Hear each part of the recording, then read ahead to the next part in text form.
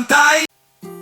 Acara Ngobras kita ini disponsori oleh Vinet Victory Network Indonesia. Assalamualaikum warahmatullahi wabarakatuh. Sampurasun. Ketemu lagi sahabat DP2KBP3A official bareng saya Teh Vida di acara Ngobras, ngobrol asik, santai, keren. Nah, pada season kali ini kita akan berbincang-bincang mengulas seputar bidang keluarga berencana. Nah, pada kesempatan ini pagi udah siang ya Bu ya? Pagi menjelang siang. Tapi suasananya ini ya, karena kita adem Bu. Ini ya, kalau di gunung kayak gini ya, kayak mau hujan, padahal enggak ya Bu ya. Kita ketemu ini bareng Bu Kabid, keluarga berencana DP2KBP3A. Nah, Ibu Ken Siti Hindun, SEMA, tapi lebih akrab lagi kalau dipanggil aja Bu Ken ya Bu ya. Mengulas, menjelaskan seputar bidang keluarga berencana. Oke Bu, siap Bu. Namun sebelumnya Ibu perkenalan dulu sama sahabat DP2KBP3A official Bu. Terima kasih Teh Vida yang selalu ceria. Harus Bu. Perkenalkan, nama saya Ken Siti Hindun. Saya diamanahi sebagai Kepala Bidang Keluarga Berencana Dinas Pengendalian Penduduk, Keluarga Berencana, Pemberdayaan Perempuan dan Perlindungan Anak Kota Sukabumi. Oh iya Ibu. Selamat pagi menjelang siang. Iya Bu, betul. Salam sejahtera, salam sehat, sampurasun. Lampes. Terkait dengan bidang KB, yaitu sesuai dengan peraturan Wali Kota Sukabumi nomor 105 tahun 2021 tentang kedudukan dan susunan organisasi, tugas pokok, fungsi, dan tata kerja Dinas Pengendalian Penduduk, Keluarga Berencana, Pemberdayaan Perempuan dan Perlindungan Anak Kota Sukabumi merupakan salah satu bidang yang ada di dinas tersebut. Di bidang KB tersebut ada 3 subko Teh Vida. Oh, ada 3 ya. Yang pertama subkoordinator pelayanan KB, yang kedua subkoordinator kesehatan reproduksi, dan yang ketiga subkoordinator advokasi, komunikasi, informasi, dan edukasi. Lengkap ya Bu ya. Lengkap ya Bu ya. Berarti ada 3 subko ya Bu di bawah Ibu itu ya. Nih sahabat DP2KB official tentunya pengen tahu dong apa yang dimaksud Alkon itu Bu. Yang itu ya, Dinas Pengendalian Penduduk itu memang ikonnya itu bidang KB nih. Wah, itu dinas itu ya, dinas apa namanya KB, maksudnya itu salah satu bidang itu ya betul. Terkait dengan Alkon. Ya. Alkon itu singkatan dari alat dan obat kontrasepsi. Di mana pengertian dari kontrasepsi itu adalah untuk mencegah kehamilan. BKKBN, Badan Kependudukan dan Keluarga Berencana Nasional, selama ini telah menyediakan beragam alokon yang tentunya sudah kita kenal. Ya betul Bu. Seperti ada apa aja tuh? Ayudi, implan, atau susuk, pil, kondom, dan KB suntik. Untuk pengadaan alokon tersebut bertujuan untuk menjamin penyediaan kebutuhan alat dan obat kontrasepsi bagi pasangan usia subur atau sering disingkat dengan PUS ya, dalam pelayanan keluarga berencana. Selain itu juga untuk mewujudkan pelayanan pelayanan kontrasepsi yang berkualitas dan bermutu serta aman bagi para akseptor yang ada di Kota Sukabumi. Jadi dari beberapa alat kontrasepsi tersebut ada itu penggunanya Bu ya? Pasti semuanya itu ada ya? Ada. Dari masyarakat Kota Sukabumi itu ya Bu ya? Nah, tapi perlu diketahui untuk alat kontrasepsi tersebut ada 2 metode atau cara. Apa itu Bu? Yang pertama metode kontrasepsi jangka panjang atau sering disingkat dengan MKJP. Oh ya, itu ya Bu ya? Dan yang kedua ada non MKJP, yaitu metode kontrasepsi jangka panjang yang non MKJP tersebut. Teh Bida, untuk Ya. ketersediaan alokon pemerintah Betul. Kota Sukabumi itu disuplai sama BKKBN Oh. Provinsi melalui salah satu kegiatan pengendalian pendistribusian alat dan obat kontrasepsi dan sarana penunjang pelayanan KB ke fasilitas kesehatan termasuk jaringan dan jejaringnya. Nah, fasilitas kesehatan termasuk jaringan dan jejaringnya itu ada 29 yang sudah teregistrasi di BKKBN, yaitu sebanyak yang pertama 15 pasienkes, yang kedua 14 rumah sakit, klinik, dan tempat praktek mandiri bidan atau sering disingkat dengan TPMB.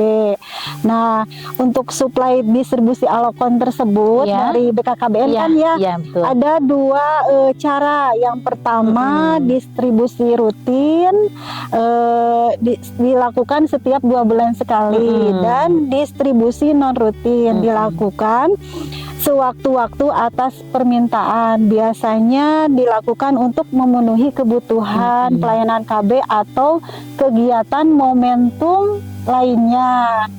Begitu Teh Vida. Wah, luar biasa itu ya. Sudah berjenjang gitu ya dari BKKBN Provinsi Jawa Barat, didistribusikan ke Dinas Pengendalian Penduduk, lalu didistribusikan kembali ke yang disebutkan barusan sama. Nah, untuk momentum itu biasanya yang pertama untuk di tahun ini ada momentum Hari Ibu, momentum Hari Kartini, HUT IBI, PSA atau pelayanan 1 juta aksektor dalam rangka Harganas, Hari Kontrasepsi Sedunia, Hari Vasektomi, dan TMKK TNI Manunggal KB Mandiri.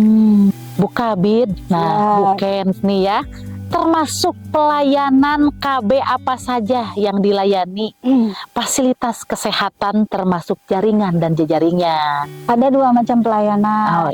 Yang pertama pelayanan rutin, yang kedua momentum. Di mana pelayanan rutin dan momentum ini kita sudah melaksanakan bersama mitra kerja yang sudah disebutkan tadi, yang 29 paskes dan pasyankes termasuk jaringan dan jejaringnya.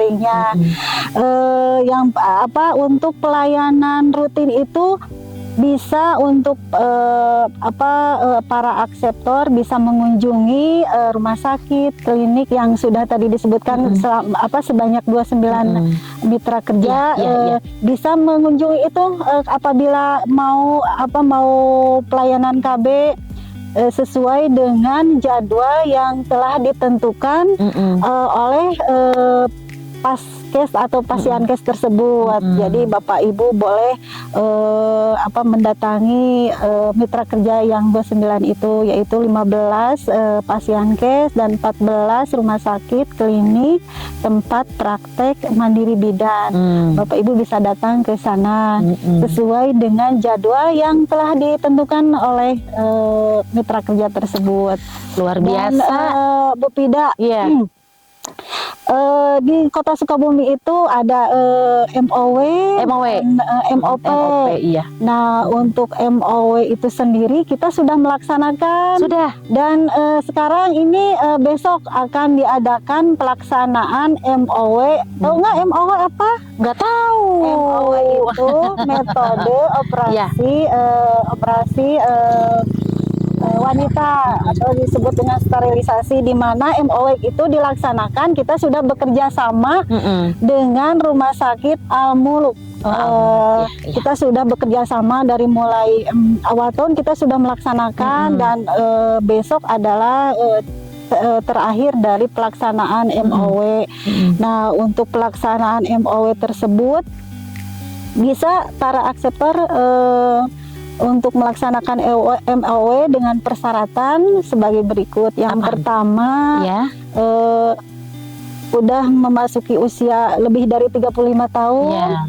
Yang kedua, memiliki anak paling rendah 3 tahun. Yang ketiga, tidak mempunyai kelainan penyakit. Penyakit bawaan gitu.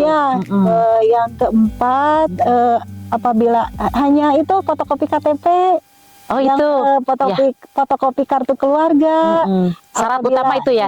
yang mempunyai BPJS di fotokopi. Terus tentunya harus seizin suaminya. Kalau Iya, tidak ada izin, jangan, gitu ya. betul. Akan menjadi bumerang. Iya. Nah, kalau persyaratan sudah terpenuhi, ada prosesnya langsung screening gitu ya. Screening itu apabila sudah melalui proses screening dan tahapan screening udah lolos gitu ya, tidak bisa melanjutkan ke tahap berikutnya, yaitu pelaksanaan MOW, di mana pelaksanaan MOW tersebut menggunakan metode laparoskopi. Yang melakukan itu dokter spesialis obgyn loh. Ya, kita dokter spesialis itu. Iya, dengan metode laparoskopi. Dan perlu diketahui Teh Vida, pemerintah memberikan Teh Vida. Iya. Nah, untuk peserta MOW dan MOP, pemerintah memberikan uang kompensasi sebagai pengganti tidak bekerja selama 1 hari, atau disebut dengan jaminan hidup atau jaduk sebesar 450.000. Alhamdulillah ya Bu. Iya, luar biasa ya pemerintah. Terus dipotong pajak sebesar 6% kalau masyarakat begitu ya, untuk untuk para peserta MOW dan MOP. Dari Bu Ken sendiri ini selaku Kabid Keluarga Berencana, ada pesan gak sih untuk masyarakat Kota Sukabumi khususnya? Kepada masyarakat Kota Sukabumi khususnya pasangan usia subur, pelayanan KB bisa diakses di fasilitas pelayanan kesehatan, yaitu di puskesmas, rumah sakit, klinik, tempat praktek gratis ya Bu ya? Mandiri, gratis ya Bu ya? Selama KTP Kota Sukabumi? Iya, KTP dan KK. Cuman yang tadi sudah disebutkan 29 paskes dan pasienkes yang sudah terregistrasi di BKKBN. Yang kedua, pelayanan KB gratis yang bisa dimanfaatkan oleh masyarakat, yaitu kondom, pil KB, suntik KB, IUD, implan, MOW dan MOP. Berarti 7 ya? Berapa ya?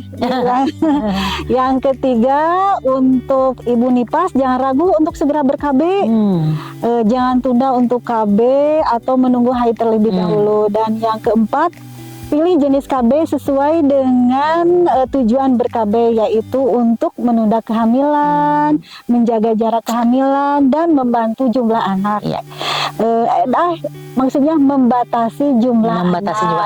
Dan yang keempat, untuk mendapatkan informasi lebih lanjut, bisa hubungi para petugas lapangan KB, PLKB itu ya? PLKB di setiap kelurahan ada, Balai Penyuluh KB betul.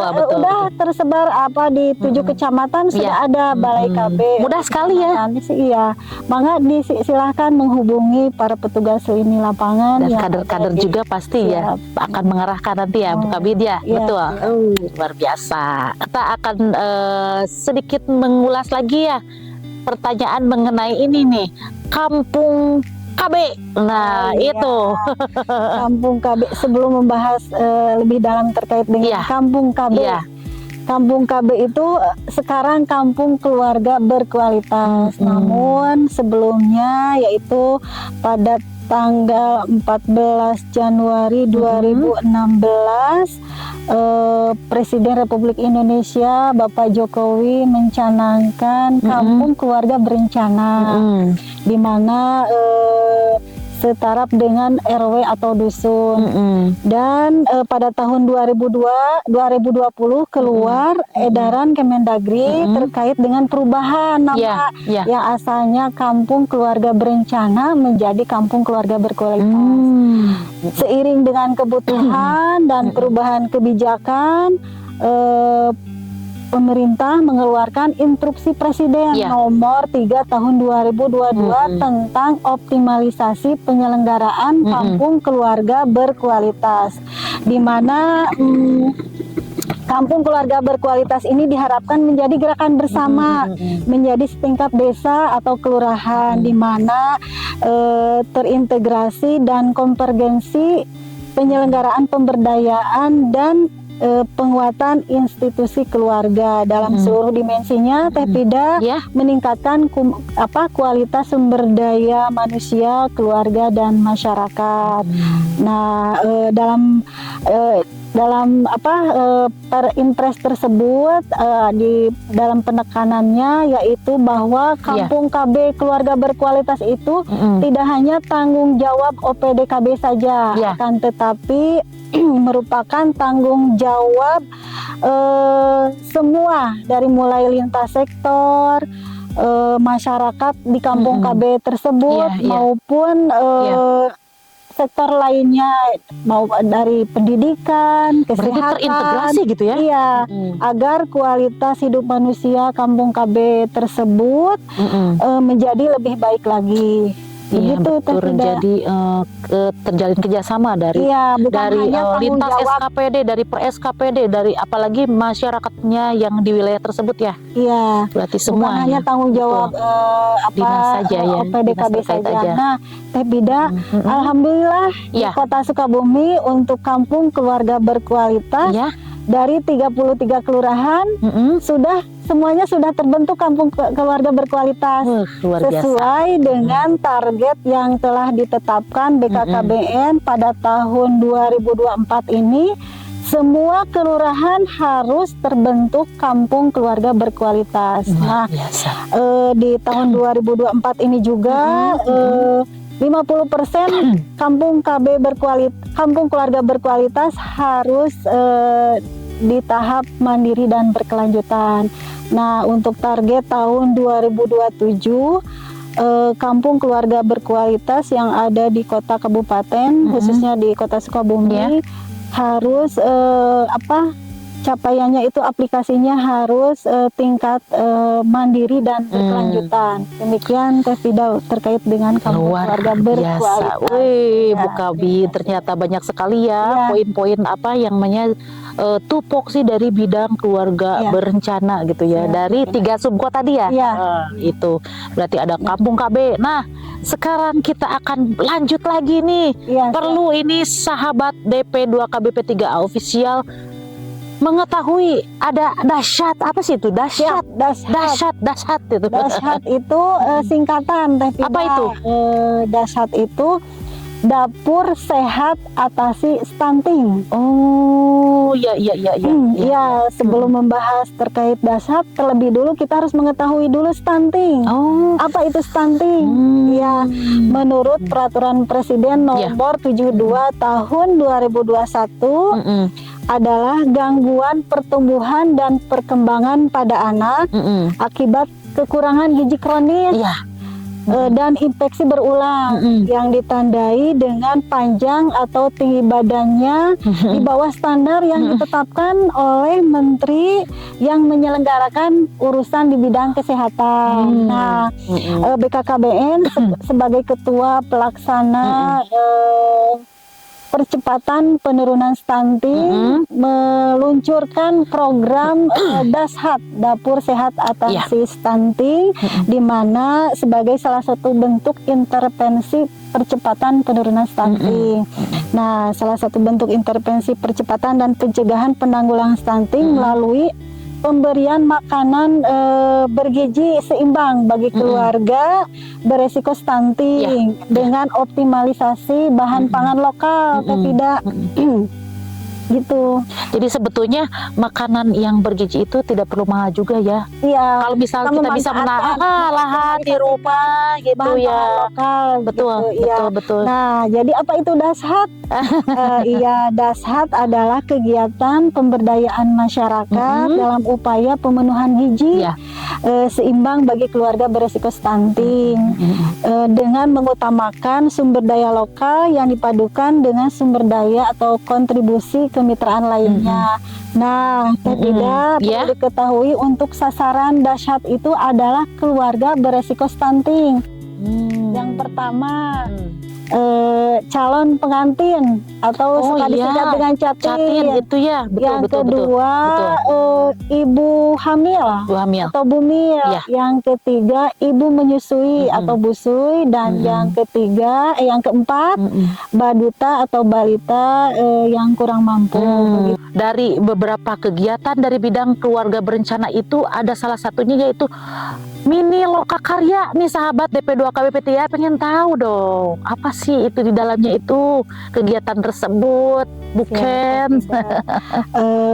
Mini lokakarya atau suka disingkat dengan Minlok.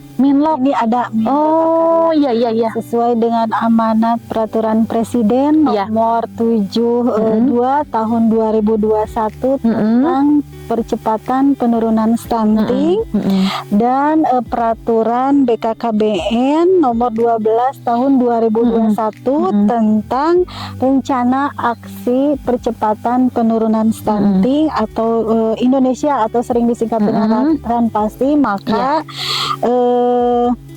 pelaksanaan mini lokakarya melibatkan lintas sektor di level kecamatan. Nah, mini lokakarya itu sendiri adalah suatu kegiatan yang diinisiasi dan dipimpin oleh Pak Camat. Iya. Di mana PLKB juga terlibat di situ ya? Iya, tapi diinisiasi dan dipimpin oleh Pak Camat selaku ketua TPPS kecamatan.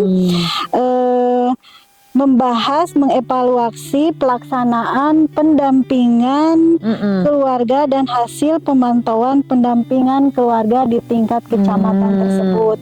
Poin tertentu nih, tentunya masyarakat juga pengen tahu. Ada kegiatan Rembug rembug stunting itu tuh kecamatan.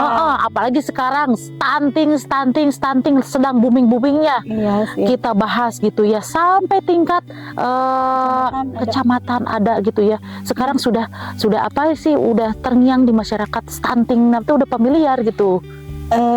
Terkait dengan rembug stunting ya, itu betul adalah suatu wadah untuk menyampaikan hasil analisis situasi, mendeklarasikan komitmen pemerintah dalam hal ini kecamatan dan mengevaluasi kegiatan intervensi penurunan stunting. Bu Kabid, setelah kita tadi berbincang-bincang cukup lama sekali ya, menjelaskan mengenai bidang keluarga berencana. Nah, Dinas DP2KBP 3A Kota Sukabumi, apa sih yang menjadi harapan dari bidang KB itu sendiri nih, Bu Kabid? Nah, harapannya yaitu upaya untuk mensukseskan program Bangga Kencana bukan hanya tugas Dinas P2KBP 3A Kota Sukabumi saja, akan tetapi adalah tugas bersama kita semua, dari mulai akademisi, bisnis atau dunia usaha,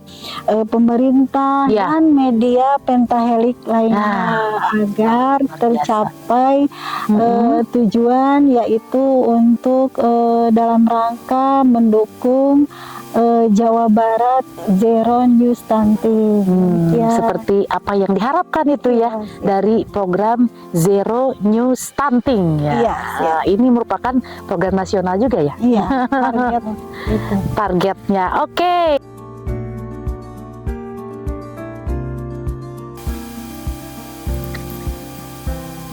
Sahabat DP2KBP 3A Official, jangan lupa like, comment, subscribe di acara Ngobrol Asik Santai Keren.